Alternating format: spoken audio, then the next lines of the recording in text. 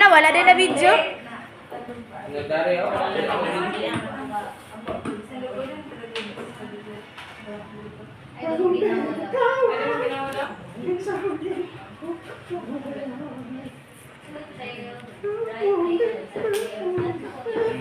Sige kita, isunod pa.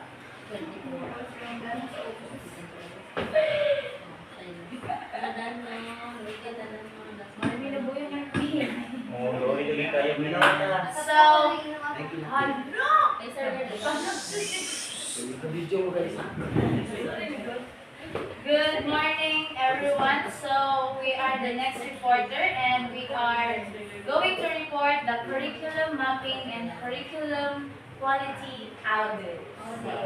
Audit.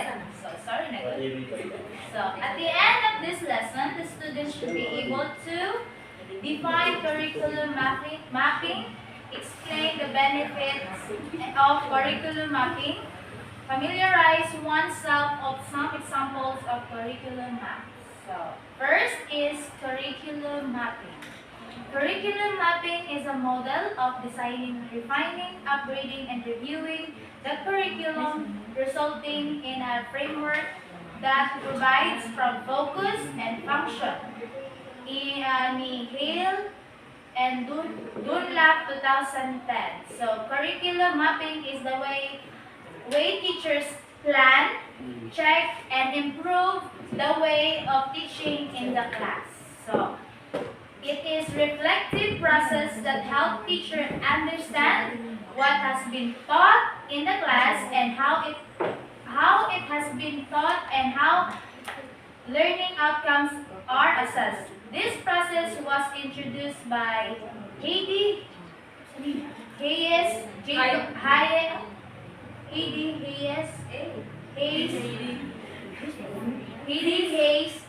Jacob in 2004 in her book Getting Results with a Curriculum Mapping in 2004. So, curriculum mapping is nasa mga processes. So, para na is what is taught or topic or the lesson, how it is taught, the teaching method of the teacher, how students are tested, how our students are tested. So, muna siya ginatawag nato na assessment. So, in short,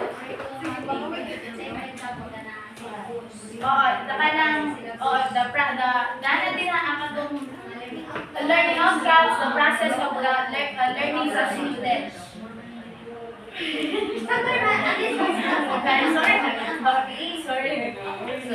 So, there are benefits of curriculum mapping. Benefits of curriculum mapping. Sorry na, ang benefits of curriculum mapping. So, na-honor ka. So, the first is curriculum mapping ensure alignment of the desired learning outcomes, learning activities, and assessment of learning. So, ginapakita natin din sa first learning, first benefits of curriculum mapping is ang learning outcomes o ang learning activity and learning assessment is align sila. So, the next is curriculum mapping address the gap and repetition in the curriculum. It reveals if certain programs or learning outcomes are not adequately covered or overly emphasized in the current curriculum. So, the second benefit is identify the gaps or the repetition of the curriculum. Curriculum map help teacher kung makita kung unsa bitaw na missing sa topic, kung sa'y nakulang niya sa topic. So some topics are repeated too much so they can fix the balance of the lesson. So kung dili masabtan sa students, ilahat yung gina-review ang students o ginabalik nila ang lesson para ma-balan jud sa students ang dagan sa flow sa lesson. So next is curriculum mapping verifies clarities and establish alignment between between what students do in their course and what is taught in the classroom and assess as the learning. So this is a clarifies what students learn and they do. So kung kina-clarify sa teacher kung unsa jud ang matunan sa bata sa sulod sa classroom. So the next is curriculum map visually show important elements of the curriculum and how they contribute to students' learning. So they show the curriculum visual. It creates a clear map or overview so the teacher easily see how the lessons or topics organized and how they help the students. So gina-organize sa teacher ang mga lesson, gina-organize sa teacher ang mga lesson improperly para masabtan sa bata step by step ang ginatulog sa teacher. So the next is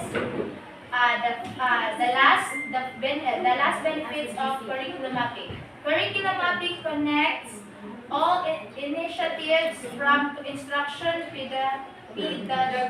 pedagogies, assessment, and professional development and facilitates the integration cross curricular skills. So the connection of teaching method and skills of the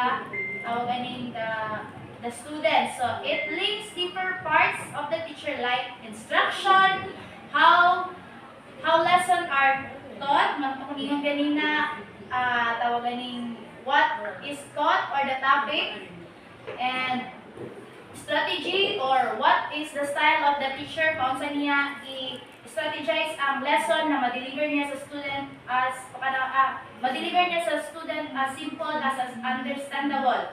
So next is assessment, test, tasks, or activities para ma-engage ang mga students. So skills across the subject. So next is curriculum mapping process. Curriculum mapping process there are many ways of doing things according to what outcomes one needs to produce. This also true with curriculum mapping. However, whatever outcome maps will be made, there are suggested steps to follow. So naay step ang curriculum map. So muna siya ginaingon na paun sa mabuhat of curriculum. So the first is for the basic education, we have a matrix or spreadsheet. So they create a table to organize the lesson of the lesson of the year or the quarter. So next is place a time that you need to cover, like quarter 1 semester, 1 year. This should be depend on the time frame of particular curriculum that was written. So muna ni diri ang ilahang gina-process ang paunsa ang quarter 1, quarter 2 or semester 1, semester 2 or ang whole year. So next is the the intended learning outcomes. Skills need to be taught or achieved at the end of the teaching. So muna siya ang learning outcomes sa mga students kung ma-achieve ba jud sa teacher ang ilahang igama na matrix or spreadsheet. So next is ang ilahang nagama na lesson. So next is the in the same matrix that content area, subject area to be covered. So it includes the topic of the lesson will be taught. So muna ni ang ilahang padili na kung unsa ang plano, kung unsa ang process sa pagtuturo sa lesson.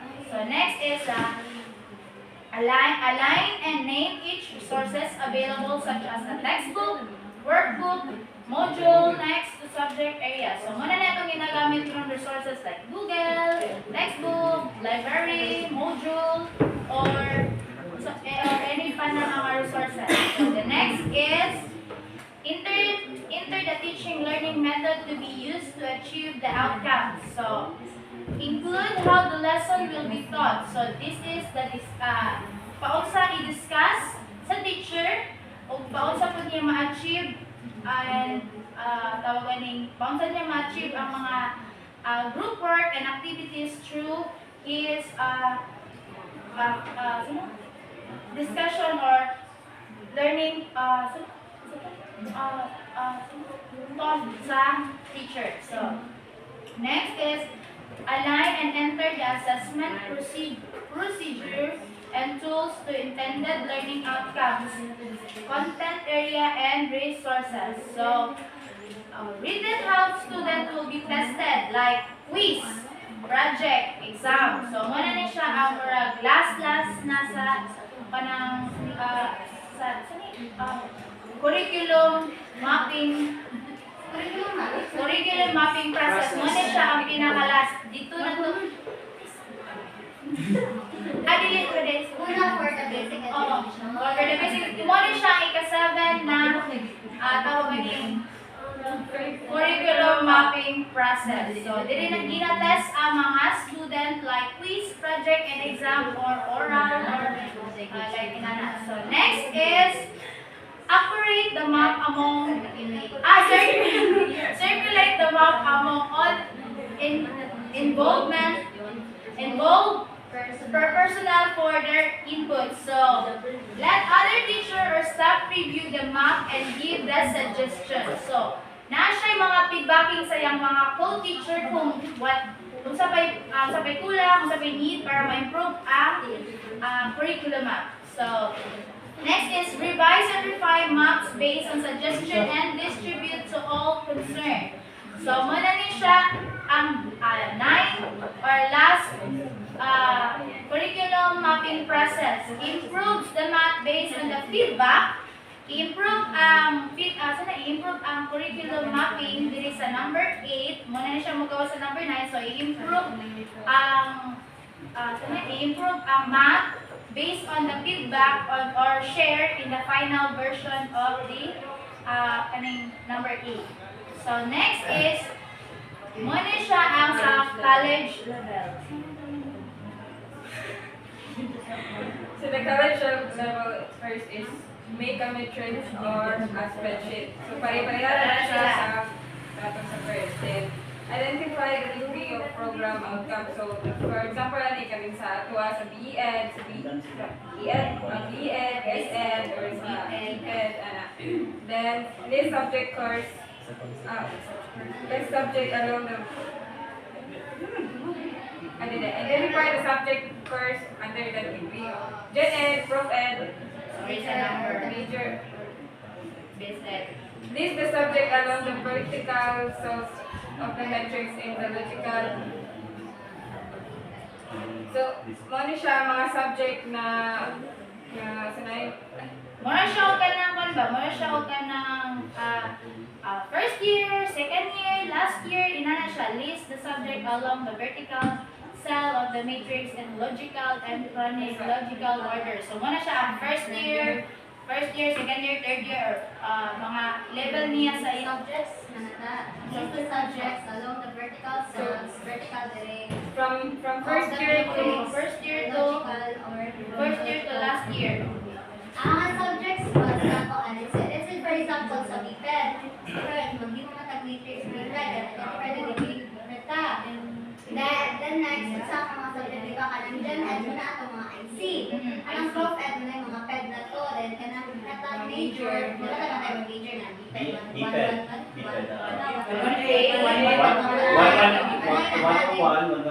At least, di ba ka ng sa matrix, so na matrix, then may vertical horizontal cells. Sa vertical cells, then makita ka itong mga subjects na dahil na to.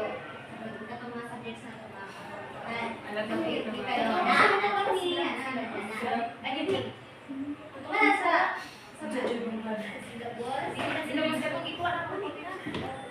prospectus.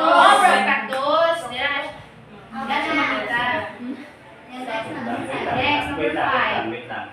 Sa pangina ba, sa mapping ba? Ano yung question? How can you so sure that after mapping the process and improving something you need, you can successfully meet the needs of the student, di ba? Like for example, you are teaching grade 8. And then, later on, nag-process na kaato sa nindot niya i-improve nimo. How can you so sure nga kanang inig sa magsunod og grade 8 ma-meet nimo ng needs sa estudyante? Ano man, ang curriculum mapping process is, kung dili siya ma-achieve ani na year, i-improve pa man siya para next year na po siya ma-kuha. I-implement na po ito na process para ma-kuha siya pagka next year na po. So, dili na po siya ma-achieve pagka next year, i-improve na po by, ano siya, by process yun iyahang kuha. The point is, lahat na po kasi yung estudyante, hindi naman po sila ang tutulukan. Pero actually, di ba, the curriculum, the basic education, na may curriculum guide, it is provided naman good. Kana actually, ano na siya, katubitang map, katubitang na curriculum guide, ano na siya, map, na, kumbaga, guide na siya sa teacher kung saan ang i-teach, which is ang learning outcomes, and mga resources, and paunsa ang mga strategies, na. So, depende ata sa teacher na ata na siya magdepende kuya kung sa estudyante. Kung sa niya ang strategies na ata ka mag-add, sa strategies ka kumbaga mag-adjust, not the mga LOs, basta sa strategy ka, as long as mag-meet ata mo ang kanang LOs na kay paano mag-provided na kasi na dyan ang curriculum guide. Last Monday sa college level magod ka, ikaw, example, mag-ibo man na sa syllabus. Actually, syllabus man na yung ko nataan if I'm not mistaken. Syllabus siya ba na? Natin sa syllabus, di ba kay, si ma'am, taga sa mga mo sila dito sa syllabus. So, nag-change siya. So, kumbaga, kung inano siya, nasa college level na rin siya, nag-change din siya, mag-depende siya sa So, ito yung sa niya sa strategies ang dito mag-base sa maestra na at Sa mga isa mga ito nila nila sa ito. pero di ba kaya nag-change, di ba kaya ikan pataka sa curriculum so basic enhanced basic education, di ba natin curriculum na nag-change matakaroon which is ang kanang sa matatag. Which is di ko ano nila ang katong mga naman to redundancy sa mga topics Mga during previous.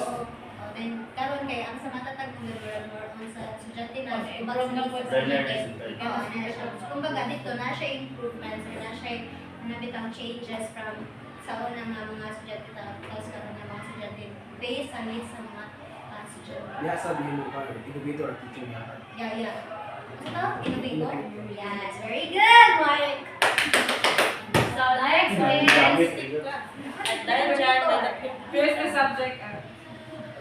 Choose the subject and the outcome and determine if the subject accomplished the outcomes as either learned, then P is performed or given opportunity for all. Place the code to corresponding cell. So, kaning subject is mag-match na siya dito sa outcomes, which means katong sa L, kung ang students is naka-learn ba, then sa P is perform. If the students practice or apply it, then sa O is opportunity. Okay, students are introduced to it. So if na-introduce mo sa students, then next is fill up all cells. so to complete the table, para ma-complete na ang table, so i-fill up na If fill in all the boxes so everything is covered. So dapat ma-cover ang LOP. Ikan sa number 6, padulong dali sa number 7. So the next is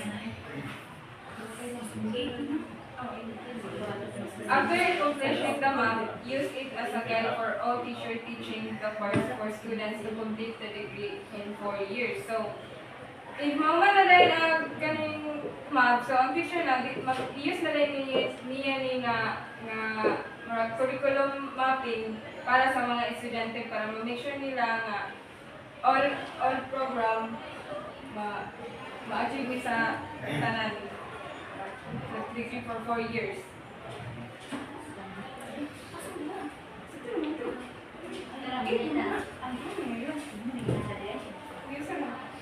So the curriculum map. Curriculum maps are visual timelines that the outline design learning outcomes to achieve content, skills, and values taught, instructional time, assessment to be used, views and the overall student movements toward the attainment of the intended outcomes. So, curriculum is like planning or schedule that shows everything students will learn over time. So nani siya, it includes a content, so which means topics or lesson, dayon skills and values kay mano siya ang what students develop.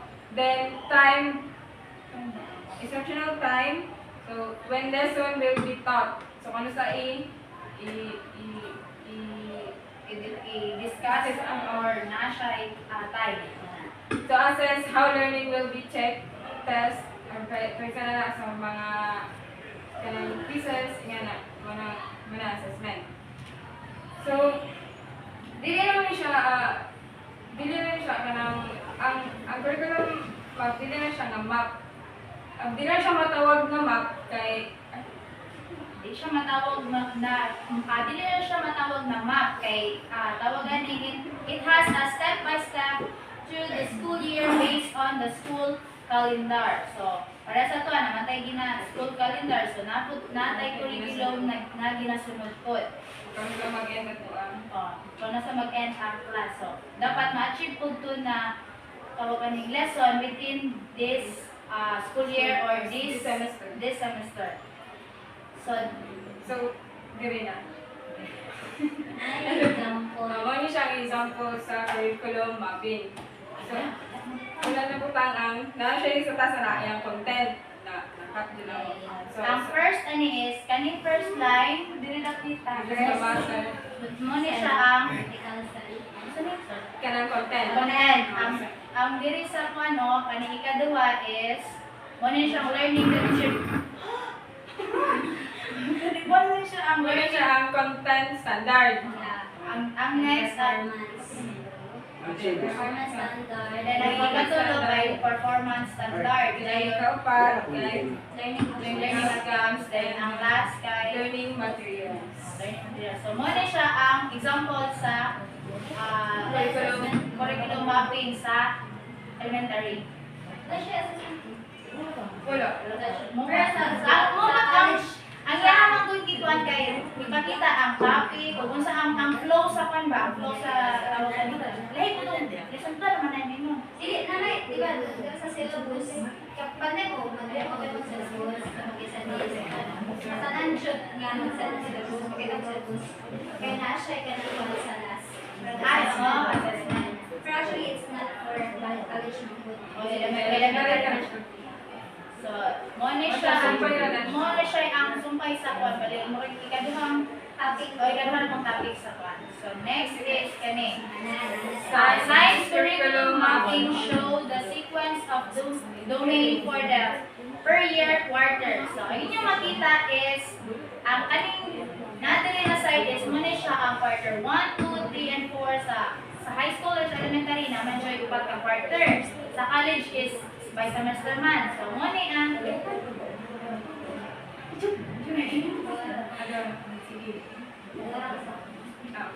So, galing sa grade 3 to grade 7, di ba makita man nato nga same ra jud sila o sa topic or ana. Pero sa grade 3 man god kay kuano ka nang masimple siya, i-explain siya into simple dahil magka-evolve siya.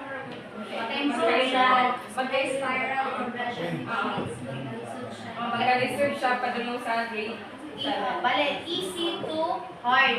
O, difficult dahil easy to difficult. Okay, O, muna siya gitawag na step-by-step process sa curriculum mapping. Makabantay kasi ko na last night. Katong grade 7 ko, hindi ka grade 8 na ako. Balik. Sa grade 7. Balik sa grade 8. Balik ako siya katong grade. Pero dahil siya lang ang Pero sulat niya. ang level of difficulty niya, nagkataas. Oo, Wala na ba siya sa tuwa din sa kwan? Kabante mo ng mga prerequisite ng mga courses, mga prerequisite bitaw. Dili ka pwede mo ato din sa boss sa tuan anatomy o sa kwan. Pag pinapasa sa anatomy, hindi ka na proceed sa Wala siya mga. pero isa lagi pa ka siya ka subject. Lahi na. Wala sila. Connected lang sila. From, wala siya, from simple to complex, no? So, pariwarig na po niya siya sa quarter 2. Living things, development. So, marig na po hard, easy to difficult. So, pag abot na po na sa grade 8, lahi na po ang topic, ana. So, nana na siya yung ginapakita na, pero kadalasan na ni is, gikan dun siya sa easy to difficult. So, pero na siya tanan, grade 3 to grade 7. So, kani sa curriculum map for Bachelor of Elementary education, mo na siyang sa college. Ped na siya na sa So, kani watch this. So, sa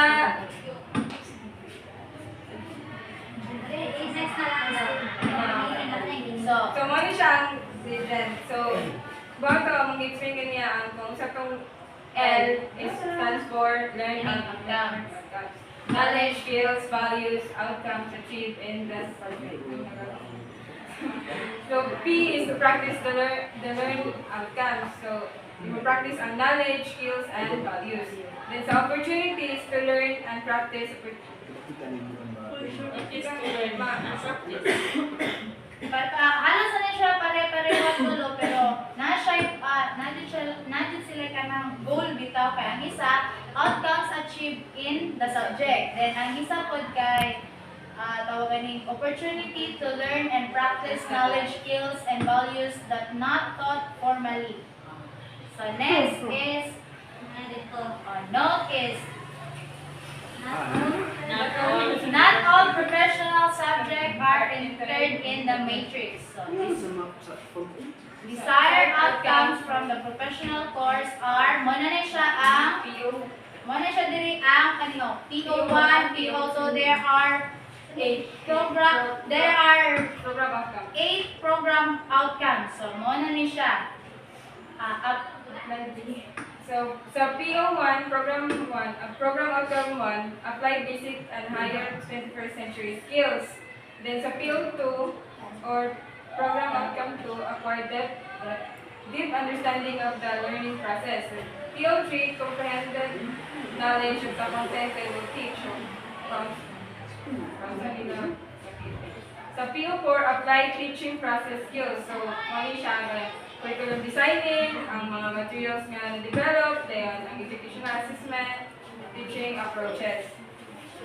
So, PO5, facilitate learning of different types of learning in diverse learning environments. So, PO6, direct experience in the field and classroom, like observing, teaching, assessment, practice teaching. Then sa PO7, demonstrate professional and ethical standards of the profession. Then the PO8, demonstrate creative and innovative thinking and practice of alternative teaching methods. So, I think kaning sa kaning nga table is maggama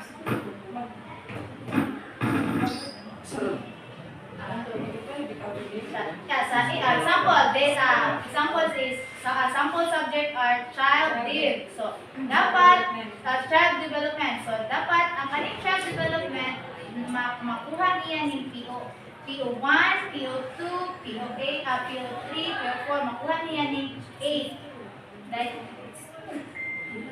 makuha niya ang 8, makuha niya ang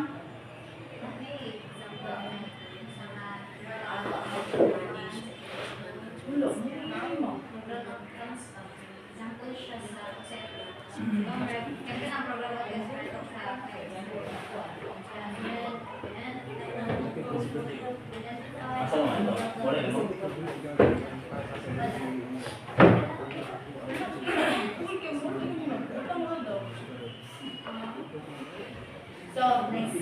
So dapat sa child development is dapat makuha nila ng PO8. So sorry guys, kaya wala nang example. So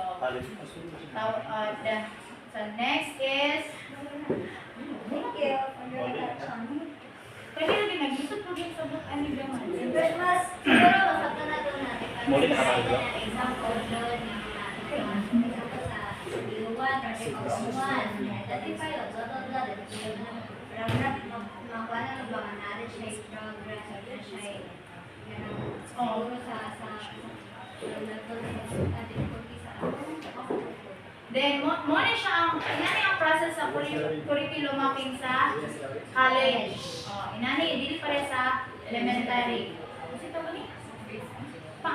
Pa-vertical. Horizontal ang process sa buwan, sa tawagan na ay, vertical. Oh, vertical ang process sa college curriculum mapping. So, thank you everyone for attention. Oo, madali. Di balik mo sunod. Thank Naging you. sa itong curriculum audit. Wala na mention ng audit. Ano na? Wala, uy. Wala na topic ang Ay, audit. puro tuloy sunod sa kuwan. Sa lesson plan na, sa lesson na. Wait Tingnan lang. na ganit ko, may nga na audit niya nga mo curriculum. Nine lesson 4 audit. Ano kasi dito ko na.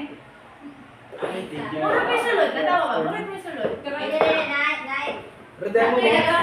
Next, Ana. Okay, redemo mo. Well, actually, curriculum mapping o curriculum